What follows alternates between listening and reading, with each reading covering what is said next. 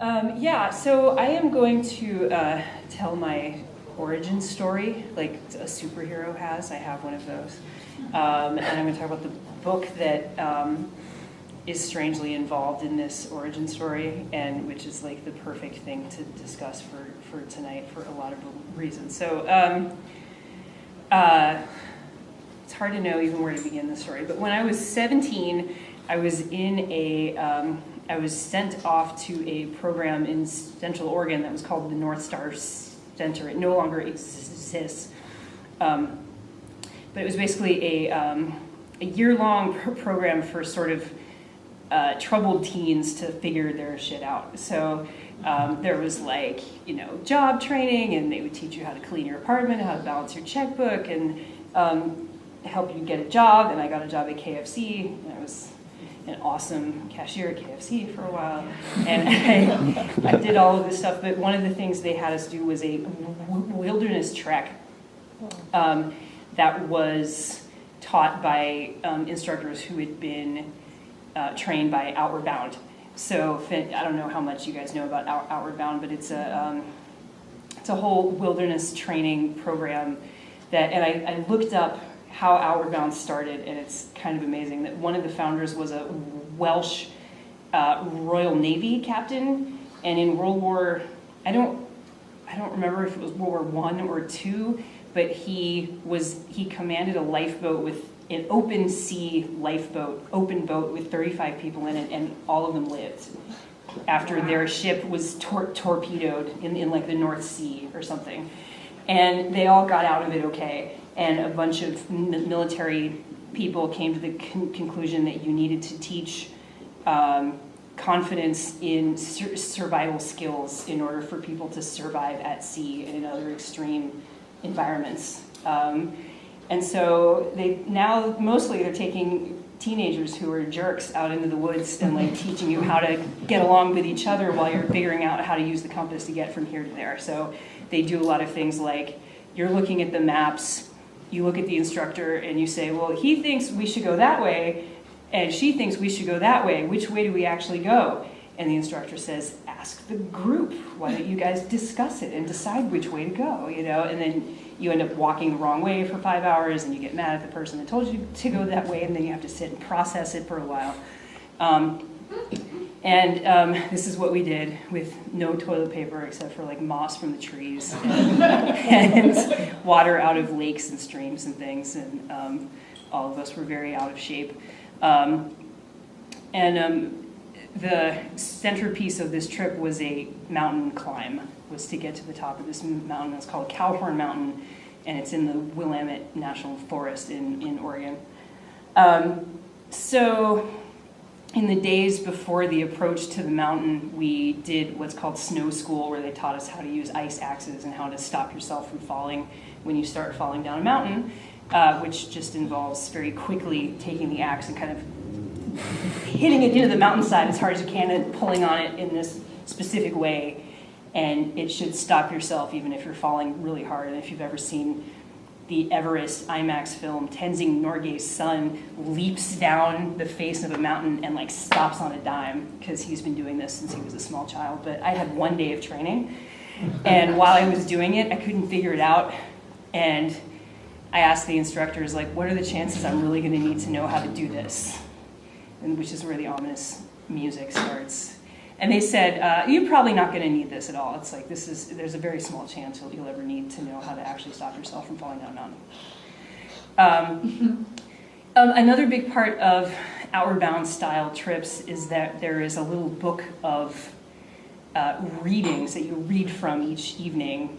And there's one sort of published for each style of trip. So like if you're going on a boat, it's sea-themed quotations, and if you're mountain climbing, it's mountain climbing themed quotations. And the night before the peak ascent, there was a quotation that turns out to be from this book, Mount Analogue by René Daumal, and it is this: you cannot stay on the summit forever. You have to come down again.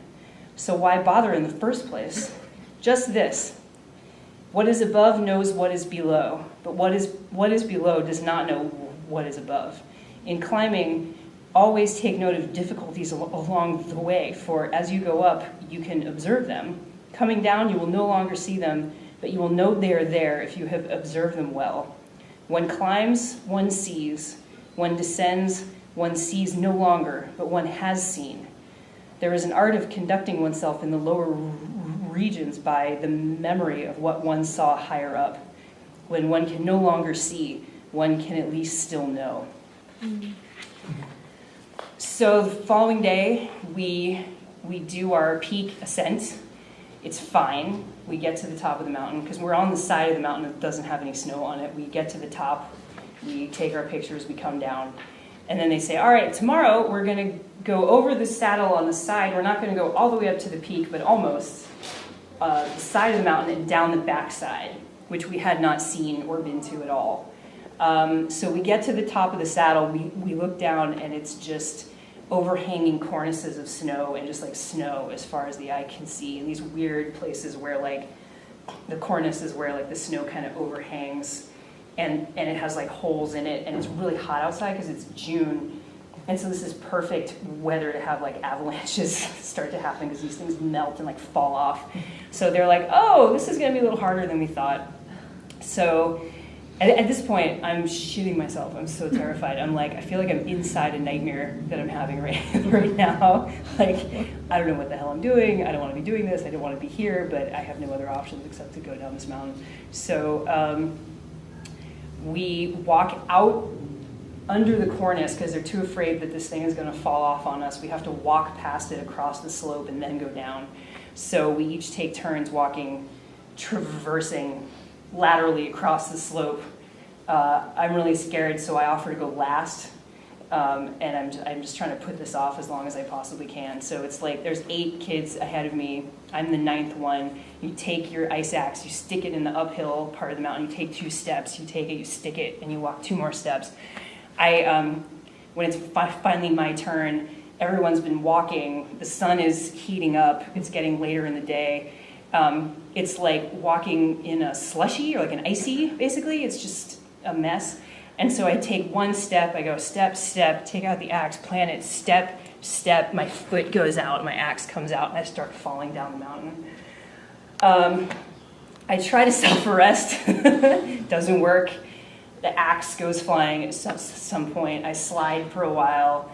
I try to do what they say to do if you don't have an axe, which is dig your knees and elbows into the mountain face like this, and that didn't work that well. I kept sliding, and then I finally just gave up and just like started rolling like this, like, and going so fast that you don't even feel like you're spinning around. I just felt snow hitting the side of my face, like the same side of my face over and over,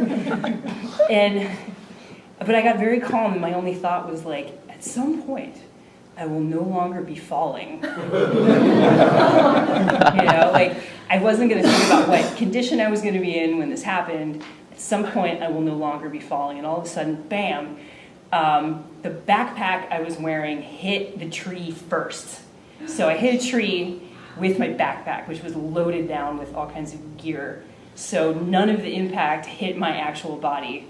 And I stood up with no injuries at all. Wow. Yeah. And from what I've been told, everyone who saw me, who were now like 500 yards above me on the mountain, so they were like this big, until I stood up and told them I was okay, they all thought for sure that I was dead. So I stood up and I'm like, I'm all right. And everyone comes down eventually to where I am. We discover that I am completely not injured at all, except my glasses have snapped on the side. That was it. I was fine. I was completely fine. There was nothing wrong at all. So I had no excuse to go home from this trip, and it lasted another week. It lasted another week. So I didn't go home. They didn't call my parents. Like, we just kept going. And when we finally got to the bottom of the mountain, because even after this fall, we were only halfway down. So I still had to go down the rest of the way, which was really unpleasant, but it was a much easier slope from that point on. So we get to the bottom, the sun is setting, and like it's just fucking awesome to be alive. It was just like one of the most exciting things that had ever happened. So we're like running across the snow, and like we're yelling, and like we're so excited, and it was this completely life-changing experience. So it was definitely and I tell people being in this program was like an extremely positive thing in my life, but the thing that was the most positive was the fact that I almost got killed. So, it's not the best advertisement for this kind of a thing. If you can engineer a near-death experience for every 17-year-old that they'll walk away from, that would probably be the best. So, which brings me back to Mount Analogue, which I knew nothing about except for that quote for a few years until I finally tracked it down, and because this was kind of pre-Google, but I figured out where it came from. And so René Daumal was a surrealist author and a mountain climber. He and his brother were both very avid alpine mountain climbers. And he was a writer and sort of he was a Sanskrit scholar. He was an expert in Hindu theology and just an incredibly interesting person. And he had TB, so his doctors told him you should live in the mountains, but you shouldn't climb them anymore. And so he did, but he was very sad to not be climbing mountains.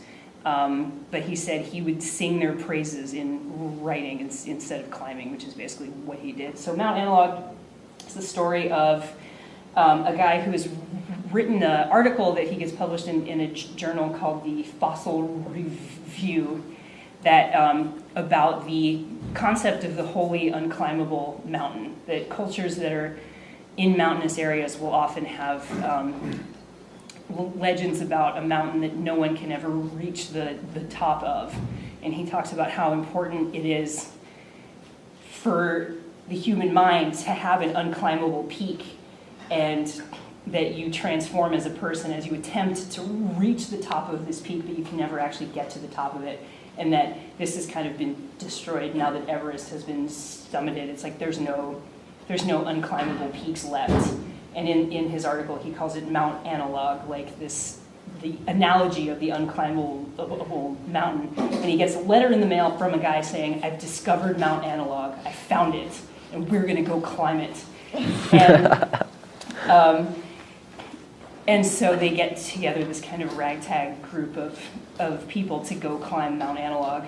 And the whole story is about that your ascent changes you, and that the mountain has these completely transparent jewels on it that you don't see until you're ready to see them, so that one character has this kind of transformative moment where he finds this jewel. The problem is René Daumal died of tuberculosis while in the middle of writing the book, and it actually ends mid-sentence. Like, he put the pen down because he was feeling ill and died like 3 days later. So no one knows exactly what the story was going to be when he finished it. So there's a lot of notes, there's a lot of essays. But what was very interesting is that I looked up Outward Bound and the history of Outward Bound, and they have a little description of like what is supposed to happen on an Outward Bound course when you're out in the wilderness or on a ship or a sailing boat, which is how it started. And there's this whole series of steps. So it starts with taking a ready, motivated learner into a prescribed, unfamiliar physical environment, along with a small group of people. To start paying attention here. I am. Who are faced with a series of incremental, interrelated problem-solving tasks, which create in the individual a state of dissonance requiring adaptive coping, which leads to a sense of mastery or competence when equilibrium is managed. The cumulative effect of these experiences leads to a reorganization of the self-conceptions and information the learner holds about him or herself. The learner will then continue to be positively oriented to further learning and development experiences. So that's what happens when you get on a ship or climb a mountain, or you're in a lifeboat in Wales with 35 guys in the ocean. So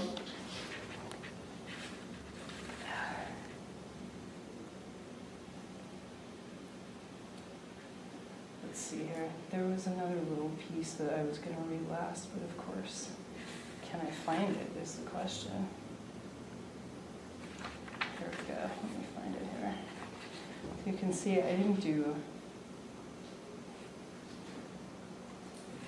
Oh man, where is it?